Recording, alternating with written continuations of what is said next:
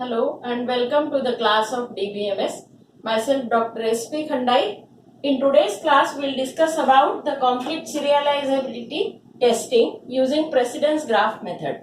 So precedence graph is a directed graph whose vertices are the transaction names. Here we draw an arc from Ti to Tj if the transaction conflicts and Ti access the data atom on which the conflict arose. From this precedence graph we can construct the serial schedule. There can be multiple serial schedules possible. Here in this example the serial schedule can be Ti, Tj, Tk to Tm, or it can be Ti, Tk, Tj to Tm. Now we'll see the steps for constructing precedence graph. First step is build a directed graph with a vertex for each transaction. Second, go through each operation of the schedule. Based on the operation, do the following actions.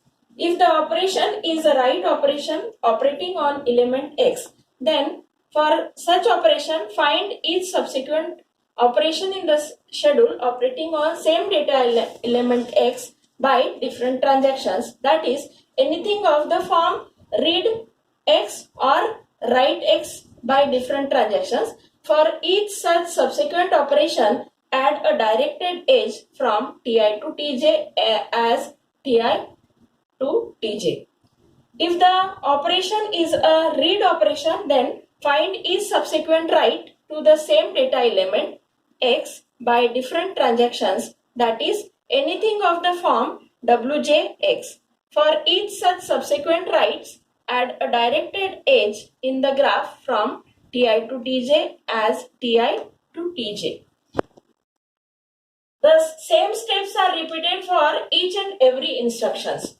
A schedule is conflict serializable if and only if resulting directed graph is acyclic. For example, in this schedule, the graph is acyclic because starting from Ti, it is not reaching to Ti, same transaction.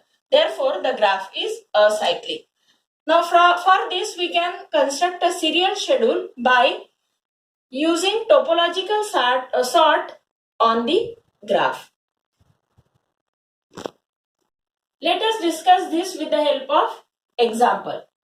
Suppose a schedule is given with 5 transactions. One write A, read A, write B, write C, read C, R4B, W2D, W4E, R5D and W5E. Let us first represent the schedule in the tabular form as this one. Now for each of the instructions of the transactions, say first instruction is a write instruction. We will find if A is subsequently read by some another transaction or written by some another transaction or not. So for this example, we have A is read by transaction T2. Therefore, what we'll do is we'll add an edge from T1 to T2. Here T1 to T2 on data element A. We will then consider the second instruction, that is R2A. R2A, here from R2A, there is no subsequent write by any of the transaction T3, T4, T5 or T1. Therefore, there will be no edge from T2. Then next instruction is W1B, write instruction. For the write instruction, we have to find out subsequent read or write performed by another transactions. So here on B is subsequently read by T4. This is B. B is subsequently read by T4. This T4. Therefore, there will be an edge from T1 to T4. The next instruction is W3C. So write C. C is subsequently read by T2. Therefore, there will be an edge from T3 to T2. Now, another instruction Next subsequent instruction is R2C. So R2C, from R2C on data element C, there is not any another write instruction. Therefore, no subsequent write on C by any of the transaction. Therefore, there will be no edge. Again, same steps are followed for another remaining instructions. Say R4B, no subsequent write on B by any transaction, therefore no edge.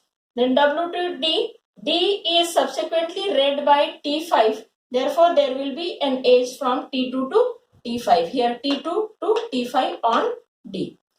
Then next instruction is W4E.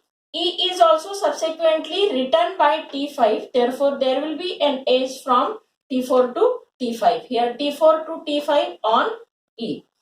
Then remaining instructions R5 to D, there will be no edge because there will be no any another instructions performed on D.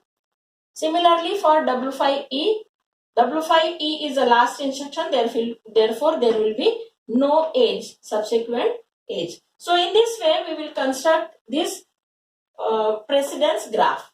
Now from this precedence graph we can construct a serial schedule. There can be multiple serial schedules possible.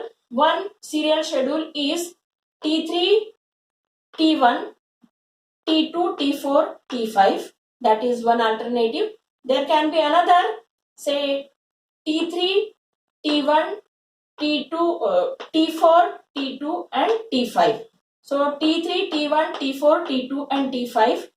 We have written these this serial schedule in this way, and then the instructions of the resultant serial schedule can be W3C, W1A, W1B, R4B, W4E, R2A, R2C, W2D, R5D, W5E. So in this way we can check for conflict serializability using a precedence graph.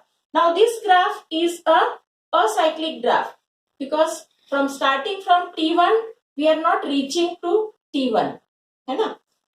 Similarly, if we start with T3, also we are not in a position to reach to T3. Therefore, this graph is a cyclic graph.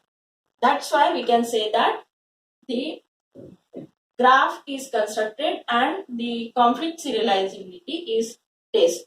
So therefore, the given schedule, this schedule is a conflict serializable schedule of which we can construct a serial schedule. Thank you.